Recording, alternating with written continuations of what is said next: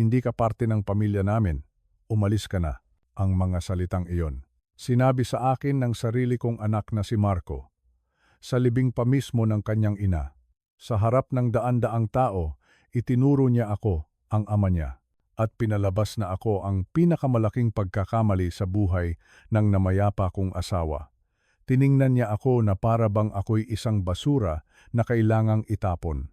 Para sa kanya, ako si Jose, isang hamak na retiradong manggagawa sa planta. Isang anino na sumisira sa maganda nilang larawan ng tagumpay at kayamanan. Ang bawat salita niya ay parang sampal, masakit, nakakahiya.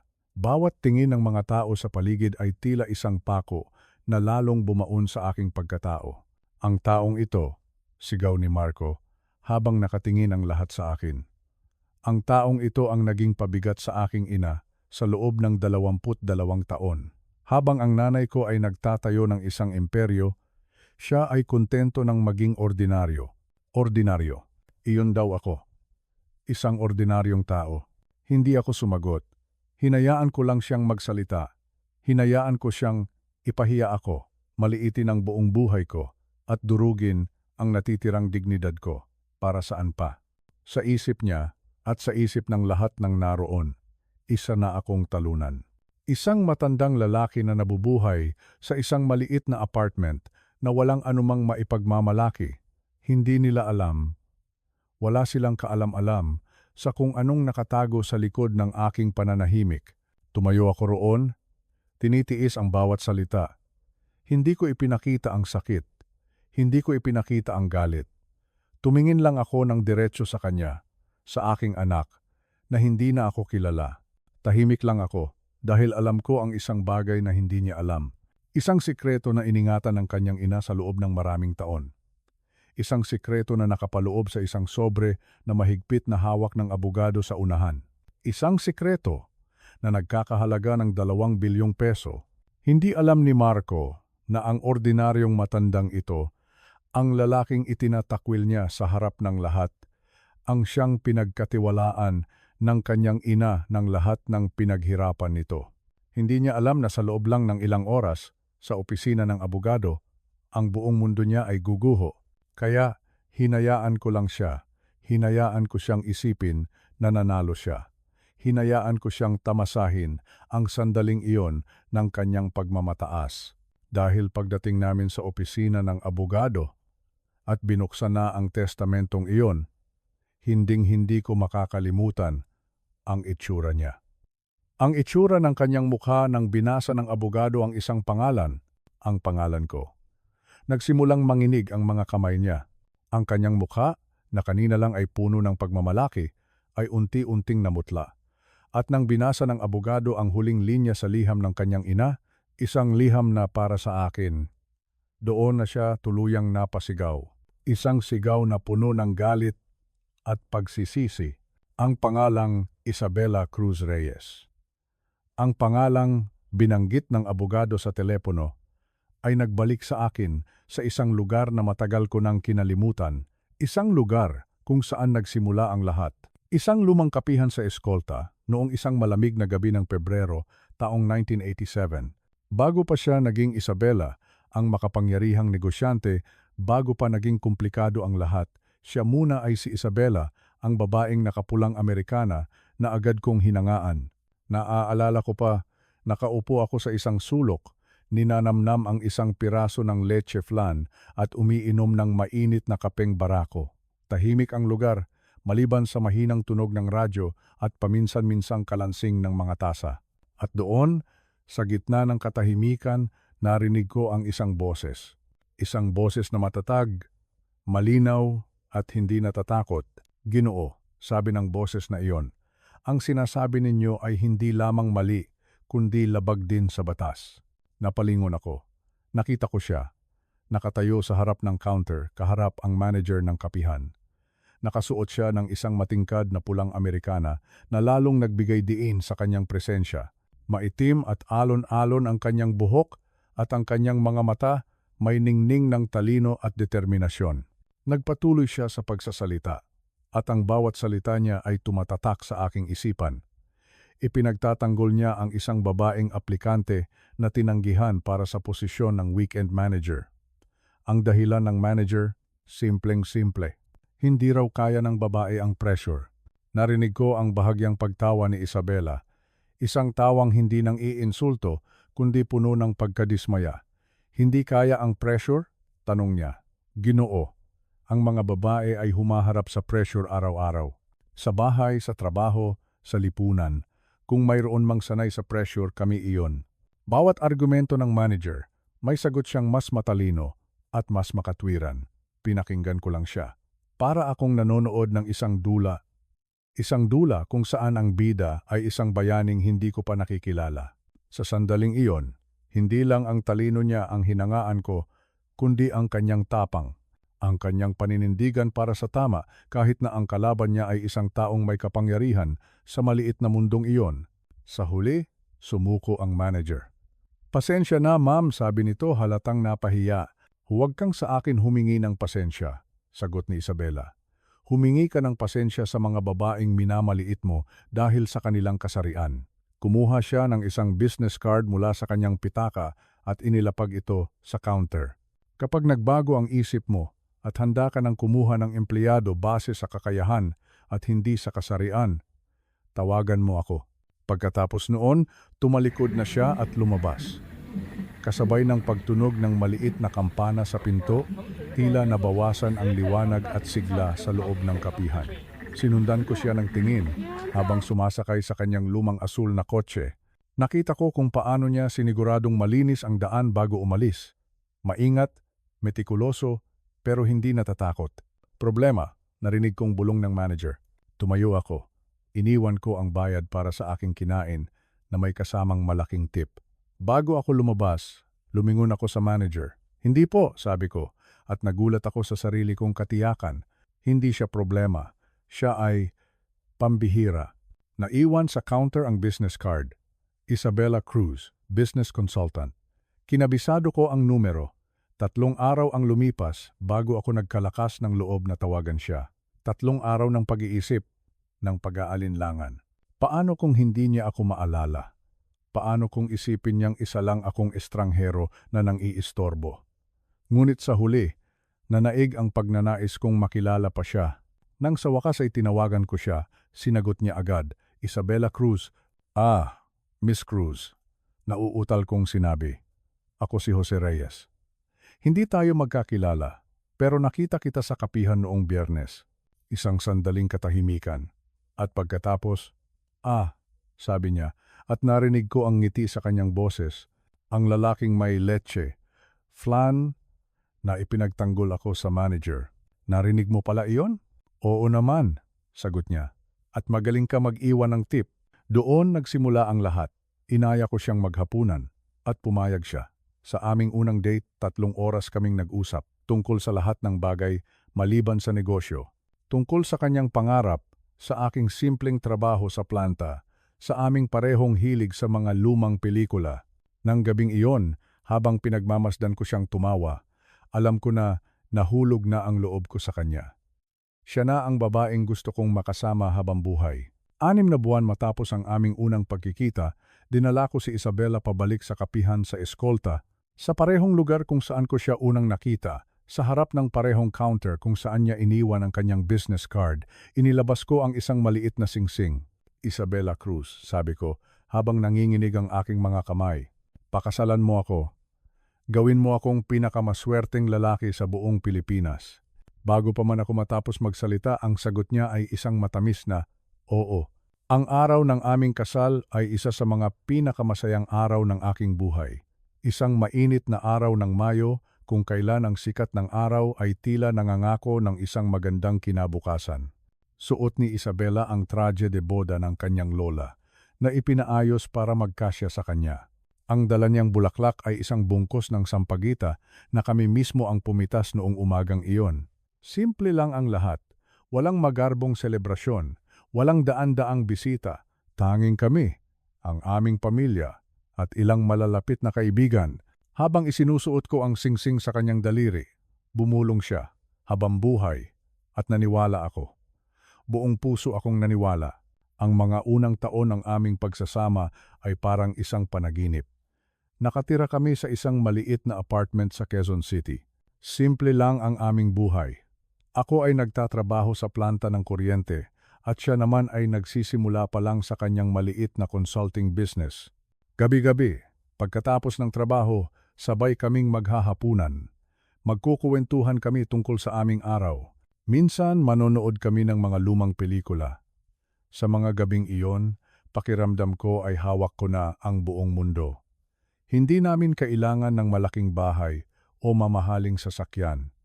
Sapat na ang isa't isa. 2 taon ang lumipas, dumating si Marco, ang aming nag-iisang anak, isang milagro na nagbigay ng bagong kulay at layunin sa aming buhay. Naaalala ko pa noong unang beses kong makita si Isabela na karga-karga ang aming anak sa ospital. Ang determinasyon sa kanyang mga mata, ang parehong determinasyon na nakita ko sa kapihan, ay naroon pa rin. Ngunit ngayon, ito ay may kasamang pagmamahal ng isang ina.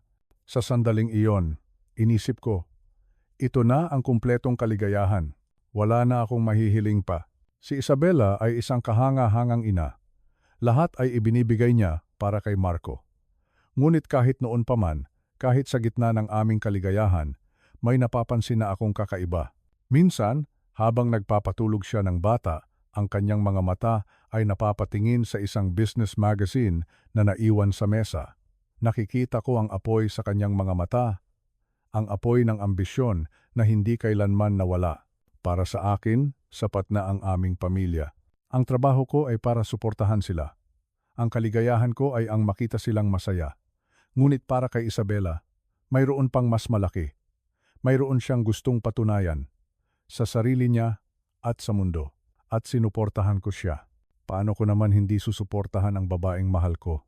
Tinulungan ko siya sa abot ng aking makakaya. Ako ang nag-aalaga kay Marco.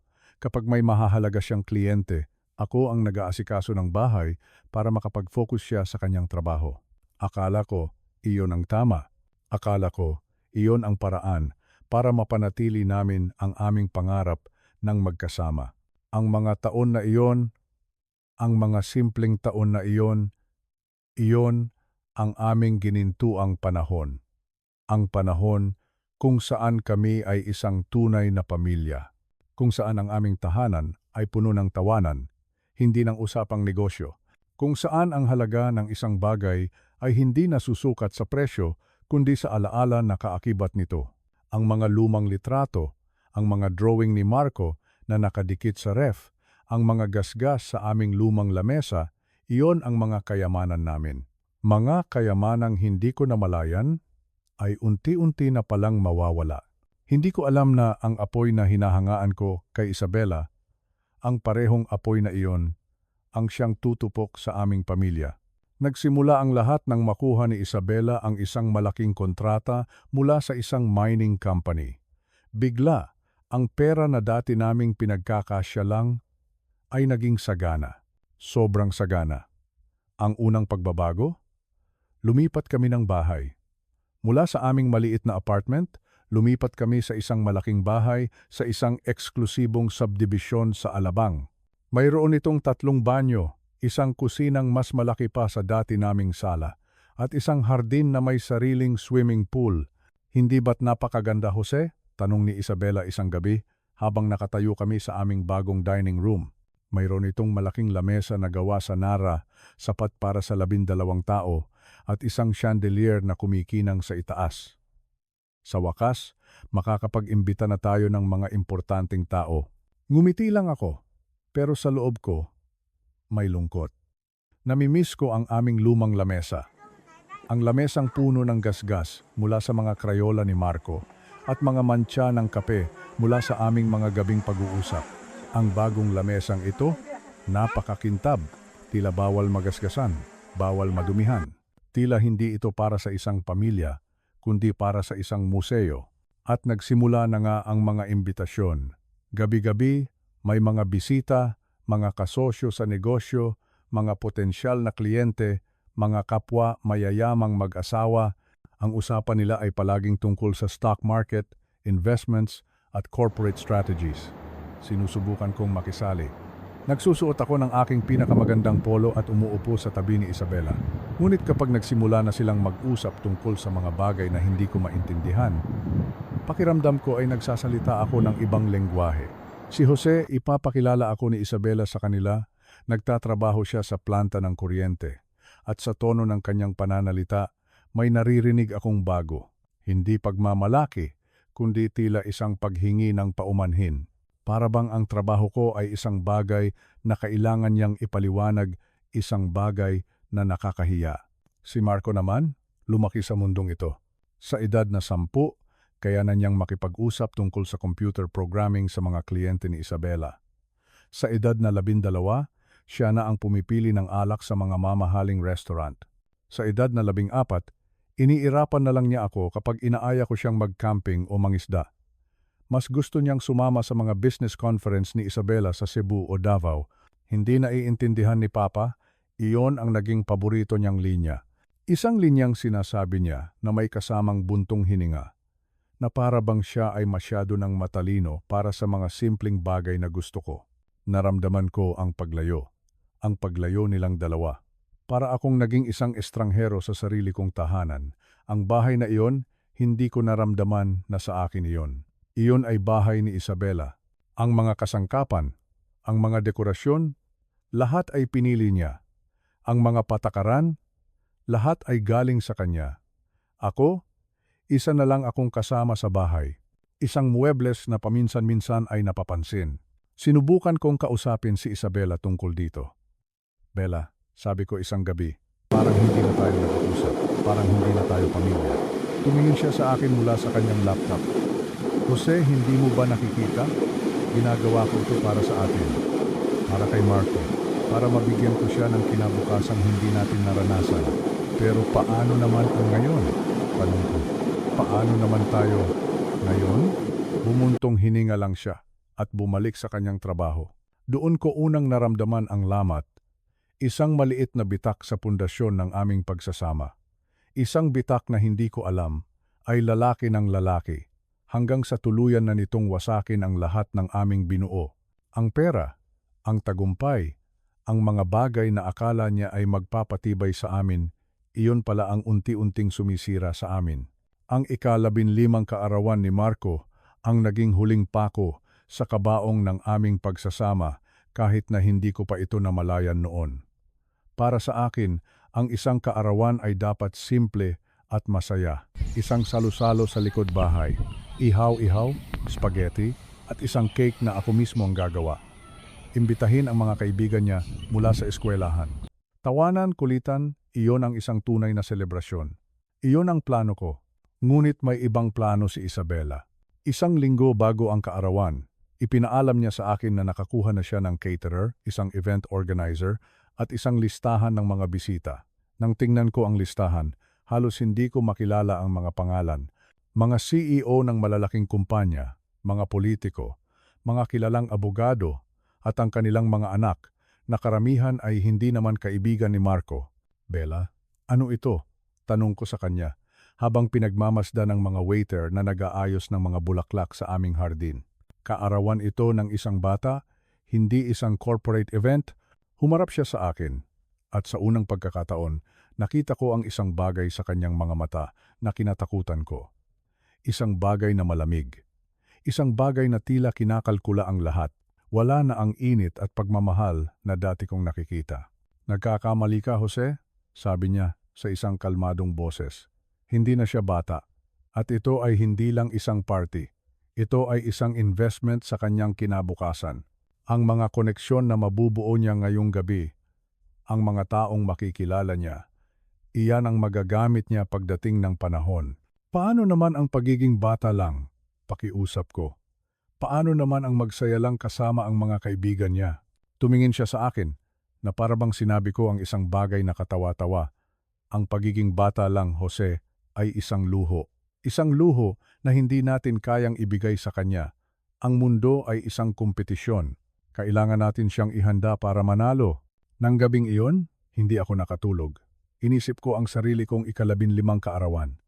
Pangingisda kasama ang aking ama, isang cake na gawa ng aking ina, at mga regalong binalot sa lumang diaryo. Iyon ay perpekto. Perpekto sa kanyang pagiging simple. Ang party ni Marco ay naging isang malaking tagumpay ayon sa pamantayan ni Isabela. Si Marco, sa kanyang mamahaling damit, ay magalang na nakipag-usap sa mga matatanda. Ang mga regalo niya ay mga laptop, designer clothes, at isang mountain bike na mas mahal pa sa luma kong kotse. Ang lahat ay tila perpekto. Ngunit sa isang saglit nakita ko siya. Nakita ko si Marco na nakatayong mag-isa sa tabi ng swimming pool. Nakatingin sa malayo, tila nawawala sa gitna ng lahat ng karangyaan. Nilapitan ko siya. "Anak, okay ka lang?" tanong ko. Agad siyang umayos ng tayo at isinuot muli ang maskara na tinulong ni Isabela na gawin para sa kanya. "Oo naman, pa. Bakit naman hindi?" Ngunit nakita ko iyon. Sa isang saglit, nakita ko ang nalilitong bata sa likod ng lahat ng kanyang pagiging sopistikado at dinurog nito ang aking puso. Ang party na iyon ang nagturo sa akin ng isang mapait na katotohanan. Ang babaeng pinakasalan ko ay wala na. Ang pamilyang pinangarap ko ay naglaho na. Pinalitan na ito ng isang korporasyon kung saan si Isabela ang CEO, si Marco ang kanyang tagapagmana, at ako. Ako ay isang empleyado na hindi na kailangan, isang asset na naluluma na at kailangan ng palitan.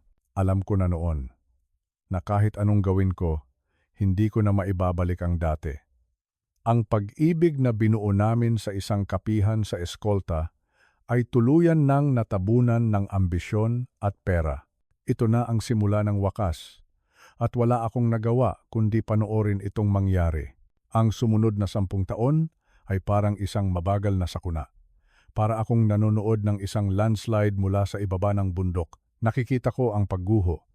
Naririnig ko ang ugong, ngunit wala akong magawa para pigilan ito. Ang negosyo ni Isabela ay hindi na lamang isang trabaho. Ito na ang kanyang buhay. Ito na ang kanyang pagkatao. Kinain na nito ang lahat ng oras niya, lahat ng atensyon niya, at dahan-dahan, kinain na rin nito ang kanyang kaluluwa. Ang aming mga hapunan bilang pamilya ay napalitan ng mga conference call.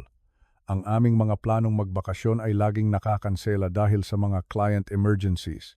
Ang mga school event ni Marco ay nakikipagkumpetensya sa mga board meeting ni Isabela at laging nananalo ang mga meeting. Kapag nagrereklamo ako, sasabihin niyang, "Jose, hindi mo naiintindihan ang pressure na dinadala ko." Ang negosyong ito ang sumusuporta sa lifestyle natin. May isang kailangang gumawa ng mahihirap na desisyon. Naiintindihan ko naman ang pressure. Naiintindihan ko ang responsibilidad. Sa loob ng 25 taon, ang trabaho ko ay siguraduhing may kuryente ang libo-libong tahanan. Isang pagkakamali ko lang, libo-libo ang madadamay. Ngunit ang pinagkaiba namin, ang pressure sa aking trabaho, ay para pagsilbihan ang komunidad. Ang pressure sa kanya ay para pagsilbihan ang sarili niyang ambisyon. Nang makapagtapos ng high school si Marco, isa na siyang estranghero sa akin. Hinulma siya ni Isabela para maging perpektong tagapagmana. Matalas mag-isip, ambisyoso, at walang pakialam sa anumang bagay na hindi makakatulong sa kanyang pag-asenso. Minsan, iminungkahi ko na subukan niyang pumasok sa isang trade school tulad ng TESDA para matuto ng isang praktikal na kasanayan. Tiningnan niya ako na parabang sinabi kong maging alipin siya. "Papa," sabi niya, sa edad na 17, pero parang isang business consultant na kung magsalita. Iyan mismo ang uri ng pag-iisip na nagpapabagal sa iyo. Kontento ka na sa pagiging pangkaraniwan. Hindi ko gagawin ang pagkakamaling iyon. Ang mga salitang iyon, parang mga suntok, kontento sa pagiging pangkaraniwan, na parabang ang 25 taon ng pagsisigurong may ilaw ang aming komunidad ay walang halaga, na parabang ang pagiging isang tapat na ama ay isang kahihiyan. Lalo pang lumala ang lahat ng magkolehiyo siya. Business school ang pinili niya, siyempre, ang alma mater ni Isabela. Umuwi siya tuwing bakasyon na puno ng mga teorya tungkol sa market dynamics at personal optimization. Tinitingnan niya ang aming bahay, ang aking buhay, na may halong pagkamuhi. "Mas marami ka pang magagawa, pa," sasabihin niya, na parabang ang aking pagiging kontento ay isang personal na kasalanan. Si Mama, nagsimula sa wala at nakapagtayo ng isang imperyo. Ikaw, 20 taon na sa iisang trabaho. May mga bagay na mas mahalaga kaysa sa pera, anak, isasagot ko, pero alam kong hindi na siya nakikinig. Ang huling pagsabog ay nangyari noong senior year niya sa kolehiyo. Si Isabela ay nagtatrabaho ng halos 100 oras kada linggo para sa isang malaking acquisition. Ako ang gumagawa ng lahat sa bahay. Namamalengke, naglalaba. Ang mga simpleng gawain para umandar ang buhay. Nang hindi siya nakapunta sa graduation ni Marco dahil sa isang client crisis, hindi ko na napigilan ang sarili ko. Tama na, Bella, sabi ko. Minsan, kailangan nating unahin ang pamilya. Nakatayo siya sa aming kusina, ang altar ng kanyang tagumpay. Suot pa rin ang kanyang business suit kahit hating gabi na. Nagche-check ng email sa kanyang telepono. Huwag na huwag mo akong leksyonan tungkol sa priorities, Jose, sabi niya. Hindi man lang tumitingin sa akin. Lahat ng mayroon tayo, lahat ng narating ni Marco, dahil iyan sa trabaho ko. Paano naman ang lahat ng nawala sa atin? Tanong ko. Sa wakas, tumingala siya mula sa kanyang telepono. Sa kanyang mga mata, may tunay na pagkalito. Tulad ng ano? Tulad natin, sabi ko. Tulad ng pagiging isang pamilya, sa halip na isang korporasyon. Tinitigan niya ako ng matagal. At nakita ko ang sagot sa kanyang mga mata bago pa man siya magsalita.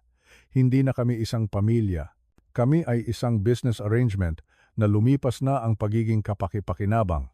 Siguro, sabi niya ng mahina, panahon na para itigil natin ang pagpapanggap na gumagana pa ito. 6 na buwan ang itinagal ng diborsyo. Ang mga abogado ni Isabela ay mabilis, propesyonal at mapanira. Nakuha ko ang aming unang bahay sa Maple Street na pinauupahan niya at sapat na pera para mamuhay ng simple. Nakuha niya ang lahat ng iba pa, kasama na ang walang pag-aalinlangang katapatan ni Marco. Pinipigilan mo rin siya, sabi sa akin ni Marco, sa isa sa aming mga huling pag-uusap bago siya lumipat sa Makati para magtrabaho sa kumpanya ni Isabela. Lahat ng iyang guilt tungkol sa family values at simpleng pamumuhay. Nakakalason iyan pa. Hindi ko kayang mapaligiran ng ganyang negativity. Naiwan akong mag-isa sa aking bahay na walang laman, napapaligiran ng mga kahon ng alaala mula sa isang buhay na tila walang halaga sa mga taong pinakamamahal ko. 15 taon ang lumipas. Ang apartment na tinitirhan ko ay maliit ngunit malinis. Ang aking buhay ay tahimik at simple. At sa loob ng 15 taon na iyon, wala akong narinig mula sa kanila. Hanggang sa isang araw, tumawag ang abogado. Ang biyahe papunta sa Santuario de San Jose sa Green Hills ay parang isang paglalakbay sa ibang mundo.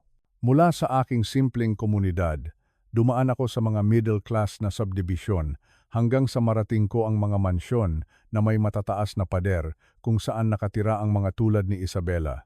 Ang kapilya ay nakatayo sa isang burol na papaligiran ng mga mamahaling sasakyan.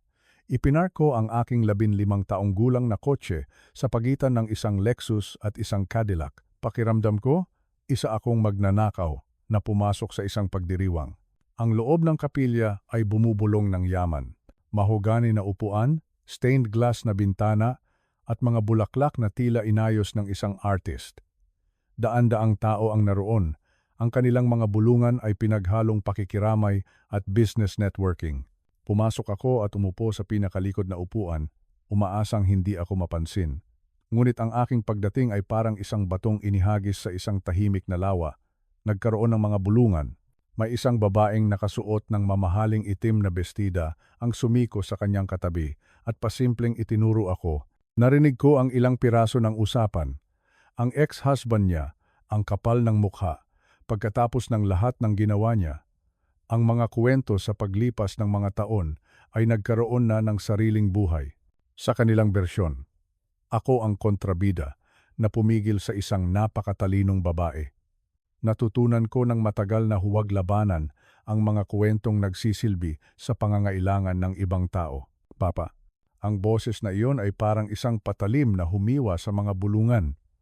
Tumingala ako. Si Marco. Naglalakad siya palapit sa akin. Ang kanyang mukha ay isang maskara ng hindi paniniwala at galit.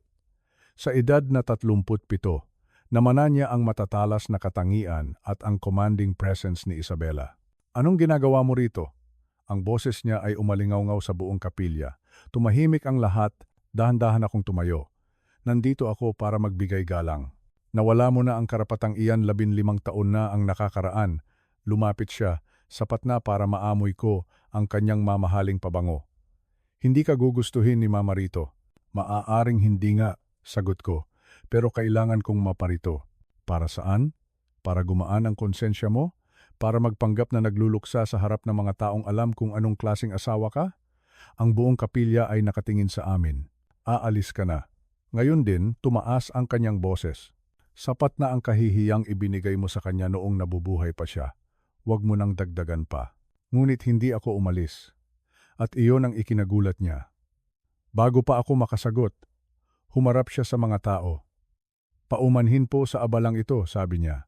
Sa boses ng isang taong sanay magsalita sa harap ng marami.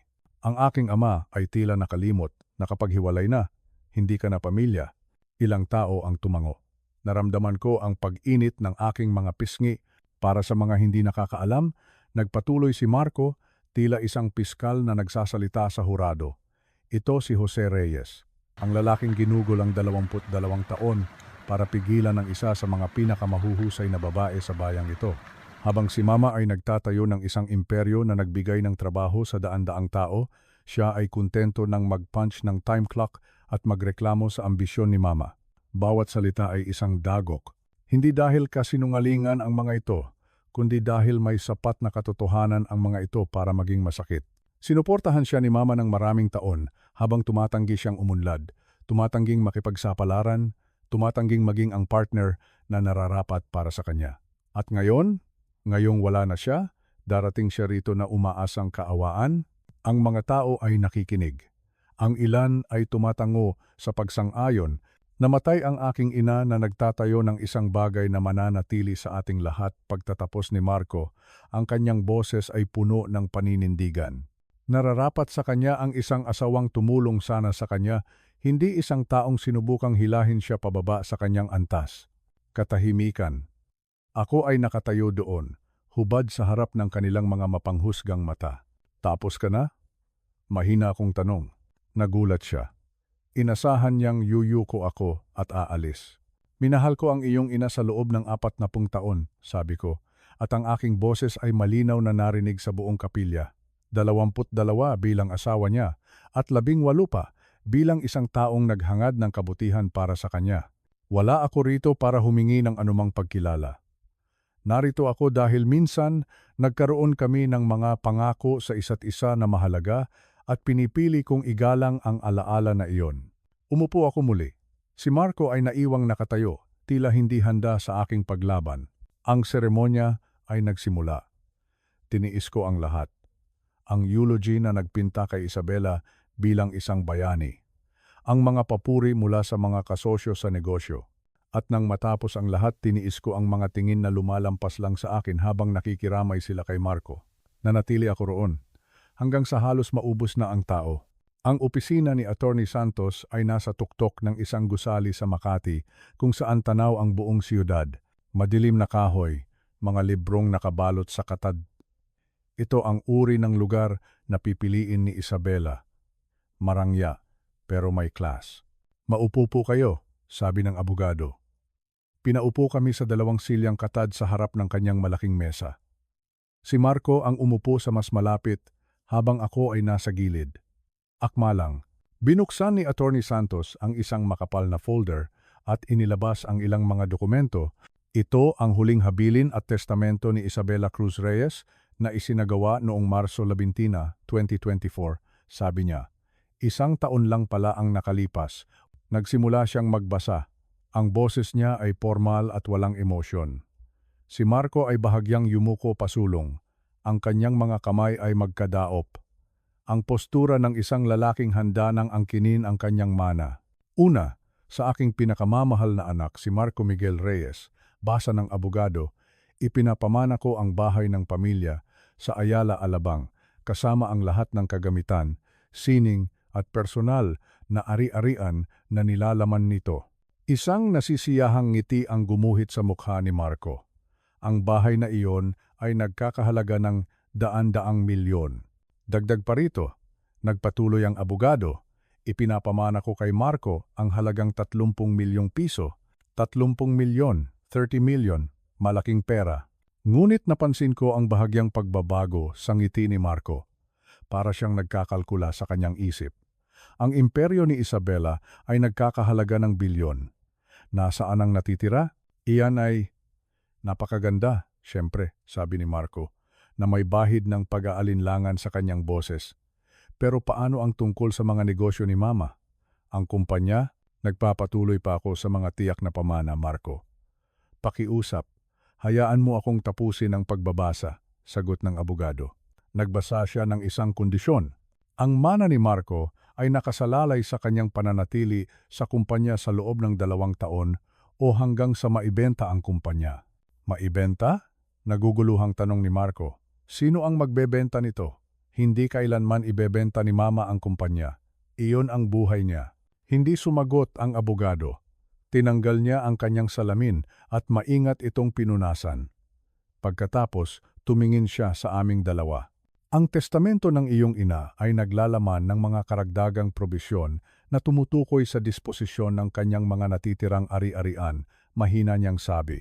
Ang kumpanya, ang kanyang investment portfolio at iba pang mahahalagang pag-aari. Kung gayon, pakinggan na natin, sabi ni Marco, na nauubusan na ng pasensya. Bumalik ang tingin ng abogado sa dokumento. At sa pagkakataong ito, tumingin siya ng diretso sa akin. May nakita akong awa at obligasyon sa kanyang mga mata at biglang kumabog ang aking dibdib. Huminga siya ng malalim. Sa aking dating asawa, si Jose Marcelo Reyes, basa niya, at ang bawat salita ay parang isang batong bumagsak sa katahimikan. Ipinapamana ko ang halagang 1 bilyon at 970 milyong piso, 1.97 billion pesos. Pakiramdam ko ay huminto ang pag-ikot ng mundo. Nabitawan ko ang aking hininga. Sigurado po ba kayo? Baka may pagkakamali? Walang pagkakamali, Ginoong Reyes, sagot ng abogado. Nakita kong namutla si Marco, pagkatapos ay namula. Anong sinabi mo? Ngunit hindi pa tapos ang abogado. Dagdag pa rito, nagpatuloy siya sa pagbabasa, tila determinado ng ihulog ang buong bomba. Inililipat ko kay Jose Reyes ang controlling interest sa Reyes Consulting Solutions, kabilang ang 65% ng pagmamay-ari sa lahat ng korporasyon at ang pagtatalaga bilang Chairman of the Board of Directors. Hindi ako makahinga. Ang silid ay tila tumagilid. Ang kontrol sa imperyo ni Isabela, ang negosyong sumira sa aming pagsasama, ibinibigay niya sa akin. Lahat. Imposible. Si Marco ay biglang tumayo at ang kanyang silya ay tumama sa pader. Hindi niya iyan gagawin. Hindi maaari. Anong ginawa mo? Paano mo siya minanipula? Wala akong ginawa. Mahina kong sagot. Sinusubukang iproseso ang lahat. Sinungaling, sigaw niya. Hindi basta-basta ibibigay ng isang tao ang 2 bilyong piso sa kanyang ex-husband nang walang dahilan. May ginawa ka sa kanya noong may sakit siya. Maaari kong tiyakin sa inyo, sabi ng abogado, na si Ginang Reyes ay nasa hustong pag-iisip nang isagawa niya ang mga dokumentong ito. Sumailalim siya sa isang masusing pagsusuri sa kaisipan, partikular upang maiwasan ang anumang paghamon sa hinaharap sa bisa ng testamento. Bakit? Tanong ko. Ang tanong na iyon ay lumabas mula sa kaibuturan ng aking kaluluwa. Bakit niya ito gagawin? Kumuha ng isa pang sobre si Attorney Santos. Nag-iwan si Ginang Reyes ng mga tiyak na tagubilin tungkol sa tanong na iyan, Ginoong Reyes.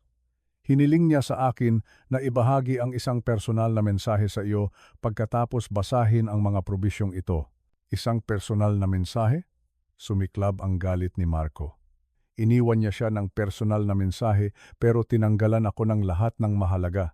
Nakatanggap ka ng malaking mana, Marco, mahinahong sagot ng abogado. 30 milyon at isang mamahaling ari-arian ay yaman na hindi nakikita ng karamihan sa kanilang buong buhay. Kumpara sa nakukuha niya. Itinuro ako ni Marco gamit ang nanginginig na daliri. Ang kumpanya pa lang ay mas mahalaga na sa lahat ng pinagsama-sama. Ang tensyon sa silid ay halos masusuffocate ako.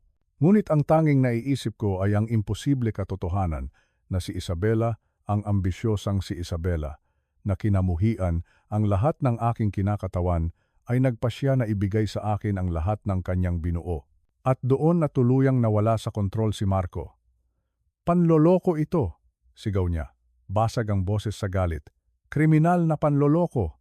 Minanipula siya, pinilit. May sira sa pag-iisip. Humarap siya sa akin. Ang kanyang mukha ay nabaluktot sa galit. May ginawa ka sa kanya. Walang ibang paliwanag. Marco, isinusumpa ko sa iyo, wala akong kontak sa iyong ina, sabi ko. Sinungaling. Ang mensahe ay para sa inyong dalawa, sabi ng abogado. At kinuha na niya ang sobre. Nakasulat dito, sa pamilyar na sulat kamay ni Isabela, ang mga salitang personal na mensahe. Biglang tumahimik si Marco. Ang galit niya ay napalitan ng desperadong pagnanais na malaman ang dahilan. Binuksan ng abogado ang sobre at nagsimulang magbasa. Ang mga salita ay mga salita ni Isabela. Mahal kong Jose, kung naririnig mo ito, nangangahulugang wala na ako. At marahil ay nakaupo ka dyan sa opisina ni Attorney Santos, iniisip kung nababaliw na ba ang buong mundo. Nakikita ko ang iyong mukha, ang ekspresyon mo, kapag binabago ko ang ayos ng mga muebles sa sala nang hindi nagsasabi, naguguluhan, pero sinusubukang maging magalang. Alam kong isang malaking sorpresa ang manang ito. Alam kong marahil iniisip mo na mayroong isang malaking pagkakamali na hindi mo deserve ang perang ito o ang responsibilidad na ito. Ngunit Jose, nagkakamali ka. Karapat-dapat ka sa bawat sentimo at sasabihin ko sa iyo kung bakit hindi ako tumigil sa pagmamahal sa iyo. Hindi noong kasagsagan ng ating mga pag-aaway, hindi noong proseso ng diborsyo, hindi sa loob ng 15 taon ng matigas na pananahimik. Nagalit ako sa iyo dahil hindi mo naiintindihan ang aking mga ambisyon. Ngunit mas nagalit ako sa aking sarili dahil pinili ko ang mga ambisyong iyon kaysa sa ating pagsasama. Sinubukan mong iligtas tayo, Jose. Nakiusap kang maghanap ako ng balanse na alalahanin kung ano ang mahalaga. Masyado akong naging mapagmataas at natakot na makinig. Naramdaman ko ang pag-init ng aking mga mata. Ang mga luhang matagal ko ng kinimkim ay nagsimulang dumaloy. Ang mga dekada ng pagkakasala at pagsisisi ay natunaw sa sandaling ito ng imposibleng kapatawaran. Marco, nagpatuloy ang liham. At nakita kong nag-angat ng ulo ang aking anak, aking maganda at matalinong anak. Alam kong galit na galit ka ngayon. Marahil ay kumbinsido kang minanipula ako ng iyong ama. Ngunit anak, hindi ka pa handa para sa manang ito. Hindi pa. Ginugol mo ang iyong buong buhay. Sa ilalim ng anino ng aking tagumpay, tinatanggap ang mga benepisyo nang hindi nauunawaan ang responsibilidad. Hindi mo pa naranasang magtayo ng isang bagay mula sa wala. Higit sa lahat, ginugol mo ang 15 taon sa pagkamuhi sa isang mabuting tao para sa mga kasalanang hindi niya kailanman ginawa. Si Jose ang nagturo sa akin tungkol sa pagkatao, tungkol sa integridad, tungkol sa uri ng lakas na hindi kailangang patunayan sa pamamagitan ng kalupitan o panghuhusga. Nakalimutan ko ang mga aral na iyon nang pinili ko ang pera kaysa sa pagsasama, ang negosyo kaysa sa pag-ibig. Ngunit hindi ko kailanman nakalimutan ang lalaking nagturo sa akin noon. Umiiyak na ako ng hayagan. Ang mga salita ni Isabela ay muling binubuo ang isang bagay sa loob ko na akala ko ay sira na magpakailanman. Marco, nakatanggap ka ng sapat para mamuhay ng komportable at tuklasin kung sino ka ng walang bigat ng walang limitasyong yaman. Matutong bumuo ng sarili mo. Matutong pahalagahan ang mga tao kaysa sa kita. Matutong patawarin ang iyong ama sa kasalanan ng pagiging tao at hindi perpekto. Jose, higit pa sa pera ang iyong minamana? Minamana mo ang pagkakataong gawin ang dapat kong ginawa. Gamitin ang yaman bilang isang kasangkapan para sa kabutihan. Nagtitiwala ako sa iyo dahil hindi mo ito kailanman ginusto, dahil hindi mo ito kailanman gagamitin para saktan ang mga tao tulad ng kung minsan ay nagawa ko. Nang matapos magbasa ang abogado, isang malalim na katahimikan ang bumalot sa silid. Si Marco ay nakatitig sa sahig. Ang buong pananaw niya sa mundo ay gumuho. Ako naman, yakap-yakap ang liham, nalulula sa regalo ng pagkaalam na minahal ako ni Isabela hanggang sa huli. Ang bigat ng mga salita ni Isabela ay nanatili sa hangin, parang alikabok matapos ang isang malakas na pagsabog. Sa loob ng ilang minuto, walang nagsalita. Hawak ko ang kanyang liham sa aking dibdib. Dinarama ang pisikal na katotohanan ng kanyang huling regalo. Hindi lang ang pera, kundi ang pagpapanumbalik ng aking halaga sa kanyang mga mata at higit sa lahat sa aking sarili. Si Marco ang unang bumasag sa katahimikan. Hindi pa ito tapos, mahina niyang sabi, ngunit ang apoy sa kanyang boses ay wala na. Napalitan ito ng isang bagay na malamig at basag. Maaari ko itong labanan, kakulangan sa pag-iisip, hindi nararapat na impluwensya, panloloko, may mga paraan para kwestiyonin ang isang testamento. Tiningnan ko siya ng tunay, sa unang pagkakataon mula nang pumasok kami sa opisinang ito. Nakita ko ang isang lalaking ginugol ang buong buhay niya, na umaasang ang mundo ay yuyuko sa kanyang mga nais. Isang lalaking hindi kailanman natuto na ang pagmamahal ay hindi minamana o hinihingi, ito ay pinaghihirapan. Maari mong subukan, marahan kong sabi. Pero tama ang iyong ina, Marco. Hindi ka pa handa para sa responsibilidad na ito. At ikaw, handa ka? Ang tawa niya ay mapait at hungkag, wala kang alam pa. Isa kang retiradong manggagawa sa planta na walang karanasan sa negosyo, walang koneksyon, walang pag-unawa sa kung paano patakbuhin ang isang kumpanyang nagkakahalaga ng bilyon-bilyon. Sa isang saglit, ang dating Jose, ang Joseng, nakaramdam ng kakulangan sa loob ng 22 taon ay gustong sumang-ayon sa kanya. Ngunit ang mga salita ni Isabela ay umalingaw-ngaw sa aking isipan, karapat-dapat ka sa bawat sentimo. Marahil ay tama ka, sabi ko habang dahan-dahang tumatayo. Naramdaman ko ang isang bagong lakas sa aking mga buto. Marahil ay wala akong alam sa pagpapatakbo ng isang imperyo ng negosyo, ngunit may alam ako, isang bagay na mas pinahalagahan ng iyong ina kaysa sa kaalaman sa negosyo. At ano iyon? Hamon niya. Humarap ako sa kanya, hindi na bilang isang talunang ama, kundi bilang isang taong binigyan ng pangalawang pagkakataon. Alam ko ang pagkakaiba sa pagitan ng pagsisilbi sa iba at pagsisilbi sa sarili. Ang mukha ni Marco ay nagpakita ng huling kislap ng galit. Baliw ito, may sakit siya, matanda na siya, hindi na siya malinaw mag-isip. Ang boses ni Attorney Santos ang pumutol sa kanyang pagsabog na may bigat ng propesyonal na katapusan. Ang iyong ina ay 62 taong gulang at nasa perpektong kalusugan ng pag-iisip nang isagawa niya ang mga dokumentong ito. Sumailalim siya sa malawakang pagsusuri sa psikolohiya partikular upang maiwasan ang uri ng mga hamon na iyong ibinabanta. Kung gayon, bakit? Ang boses ni Marco ay pumiyok, parang sa isang teenager na nawalan ng lahat. Bakit niya ito gagawin sa akin?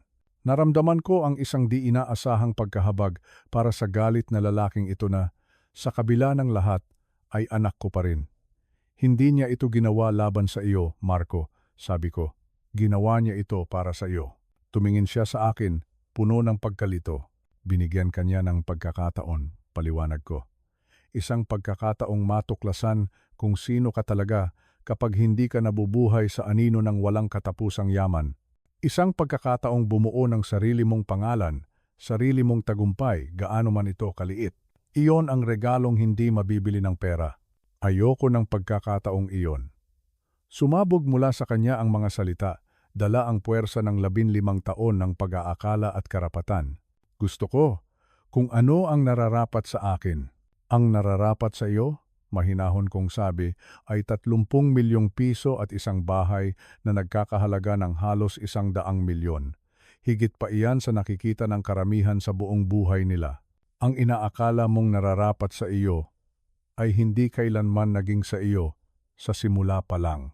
Tinitigan ako ni Marco ng matagal at nakita ko sa kanyang mga mata ang pagkatanto na may isang bagay na fundamental na nagbago.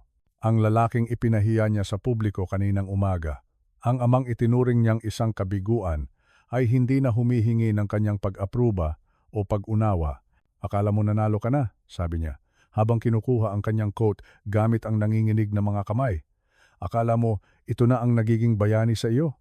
Hindi, sagot ko. At naramdaman ko ang katotohanan nito sa aking kaluluwa. Hindi ito tungkol sa pagkapanalo. Hindi ako isang bayani.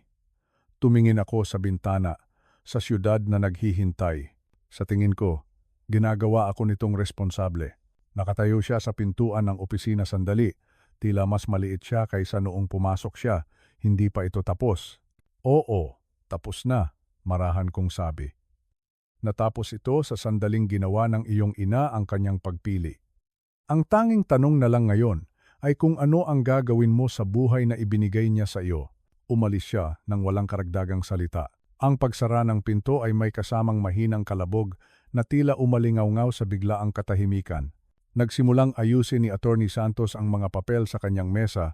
Ang kaluskos ng mga dokumento ang nagbalik sa amin sa praktikal na katotohanan. Maraming papeles na kailangang kumpletuhin, mga account na ililipat, mga board meeting na i-schedule. Ang kasalukuyang management team ng kumpanya ay mahuhusay. Matutulungan ka nila sa iyong paglipat sa iyong bagong tungkulin. Tumango ako, pinoproseso pa rin ang laki ng nangyari.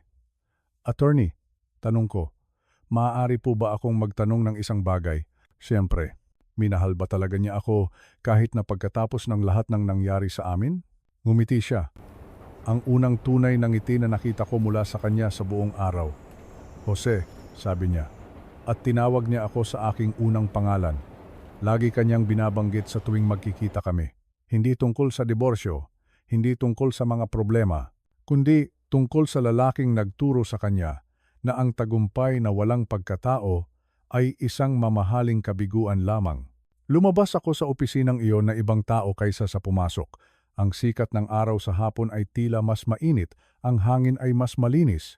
Mayroon akong trabahong dapat gawin, mga responsibilidad na dapat yakapin, isang kumpanyang dapat matutunan at pagbutihin.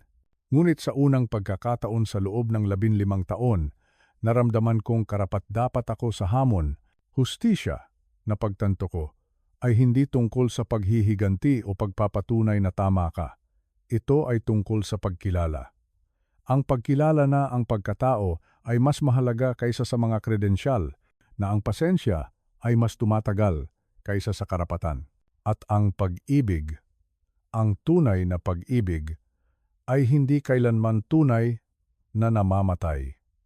Nakita ni Isabela ang lahat ng iyon. At sa kanyang huling gawa, binigyan niya ako ng pagkakataong patunayan na tama siya